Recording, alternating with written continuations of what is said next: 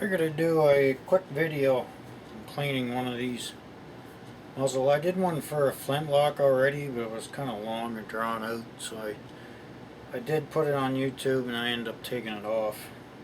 Now, I already started on this one, and all I do is I use this Butch's blend stuff, and rather than using soap and water and getting everything rusty, I find using this stuff you avoid any of the problems or issues with surface rust getting in your firearm.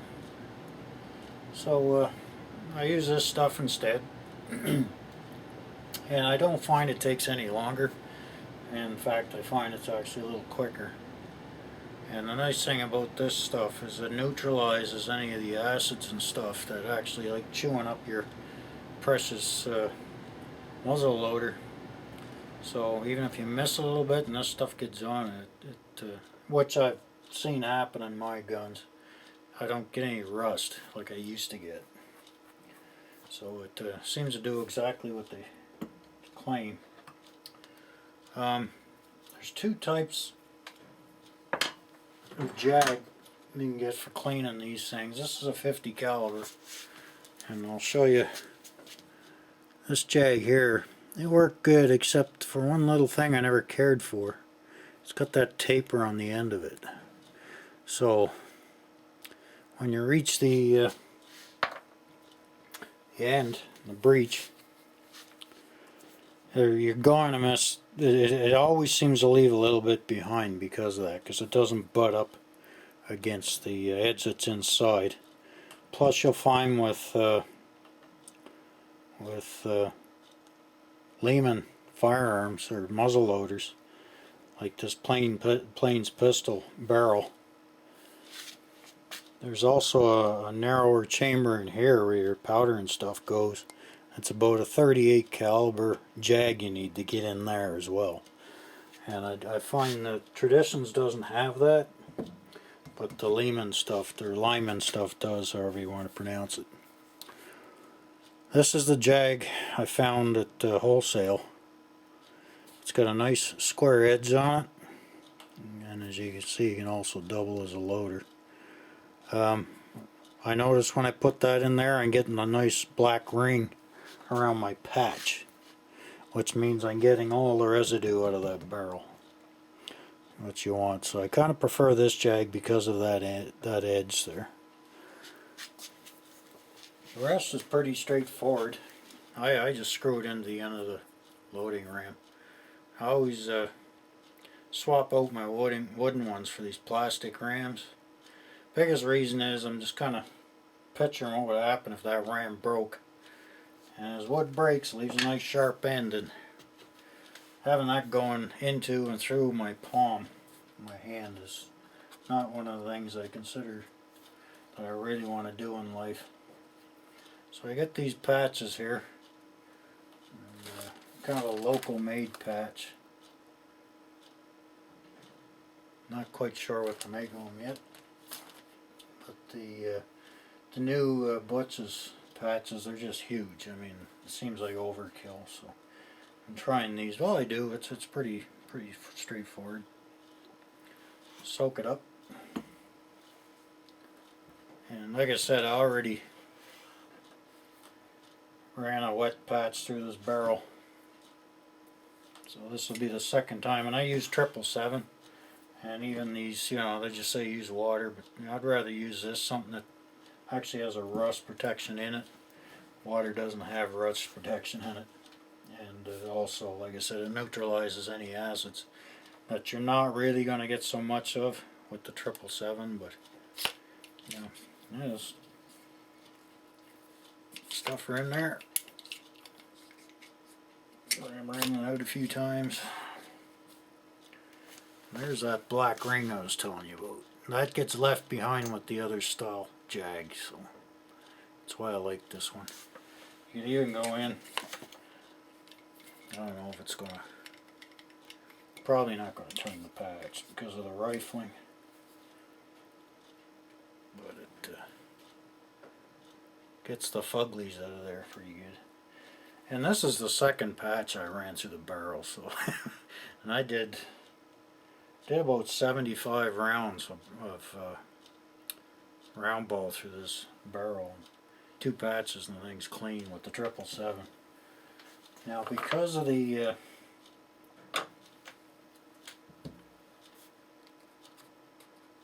spot in the breech there, that's narrower. It's about, even in the instructions with these guns it'll tell you use a 38 jag to get in there. I tried using a 38 patch and tends to get left behind, and then luckily the one time the patch I used to dry the finish up, it stayed behind, and I ended up putting a hardwood dowel in there with some CA glue on the end to get it out, because the hooks, I got those hooks there. So a neat little tool. Just put it on your ramrod, you go down, you give it a turn, and it grabs the patch. 38 patch was too small. It wouldn't grab it, so I'm going to use the 50 caliber size patch. I got a cheap plastic 38 jag, and I snipped the end off. And it was just a pointed end anyway. It doesn't hold on to anything, but that allows me to push this right into the end of the barrel there.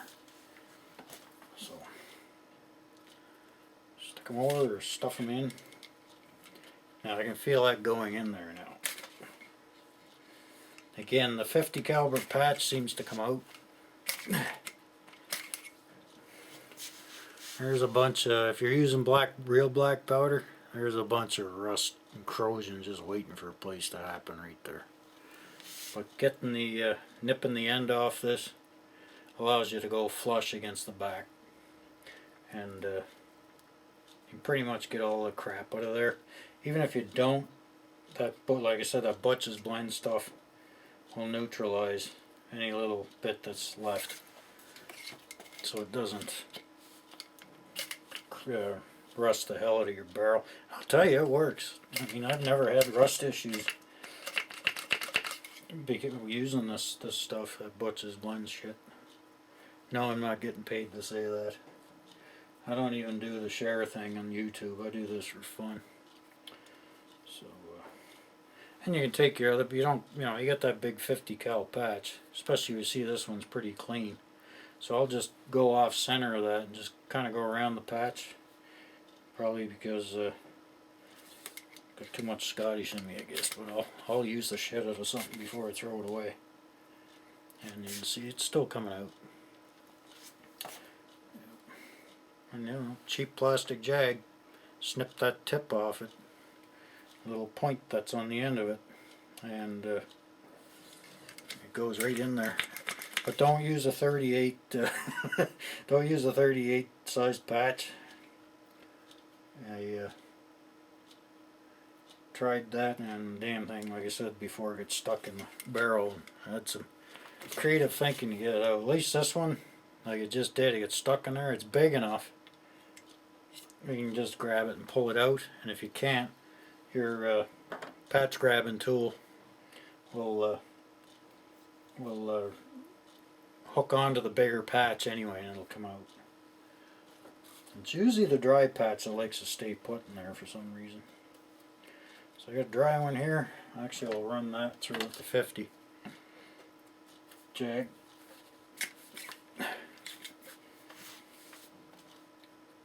That's pretty damn clean.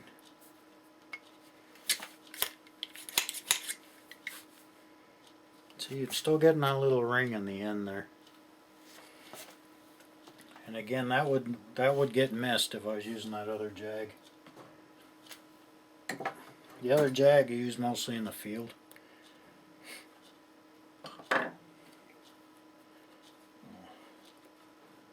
Stick this down the pipe. Put it over my lap because I have a tendency of taking things off screen. This hand is a pain in the ass. And you're still getting the black shit from inside there, which is good. You want it on here, not in there.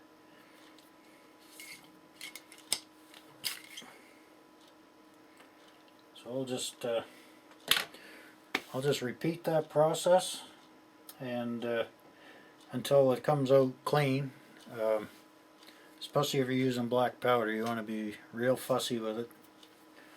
And I'll just give her a coat of this stuff inside and out, and that way, if I use black powder next time I shoot it, I don't have to worry about the insta goo you get when you petroleum oils mixed with the black powder residue, as I mentioned before many times.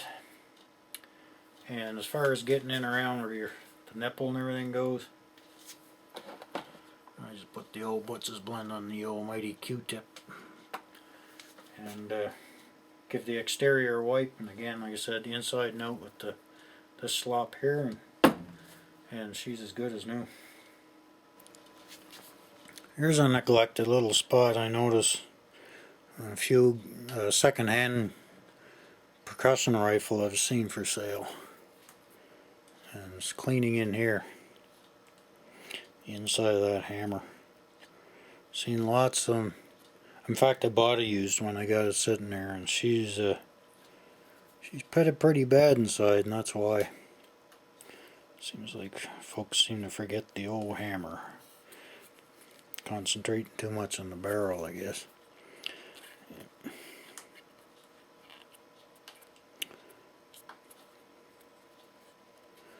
There. But yeah, up inside here. And yeah, another thing too, if you're using, like I said, this is treble 7, but using the real black powder, even that little ring that always seems to get missed, you'll see that turn all, you get a little rust ring in there too on the hammer. So seems to be, I've seen quite a few percussion firearms all rusted up in here, pitted all up pretty bad on the inside of the hammer there. People tend to forget, or can't be bothered cleaning that out too. Okay, you mustn't forget to clean your nipple. Got that all cleaned up. Put some of this anti-seize on there, nipple grease. This also makes a great lube, or grease for inside the gun. I use it on my cap and ball guns. Seems to work pretty nice.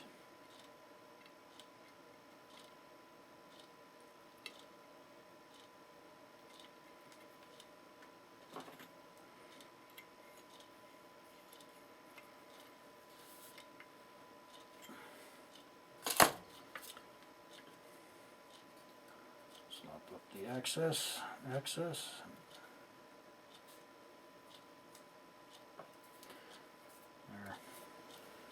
Yeah, all I can do now is slip the barrel on. So there always at least seems to be some residue in here. I forgot about that.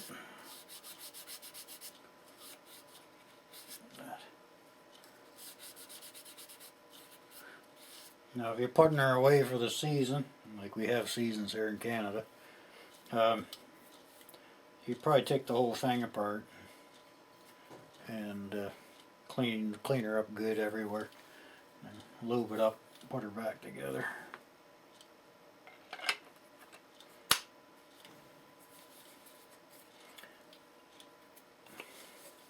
Worst thing about using a cotton swab, you end up with the fuzzies all over the place. Nice little plastic hammer for that. And there you have it. One clean hand cannon. And this is this Tradition's Plains pistol, or a Lyman, or Lyman, or whatever you want to call it, Plains pistol. This is a nice shooting gun. It's quite accurate too. Surprisingly so. So definitely going to try those Lee bullet molds. I'm going to order some of those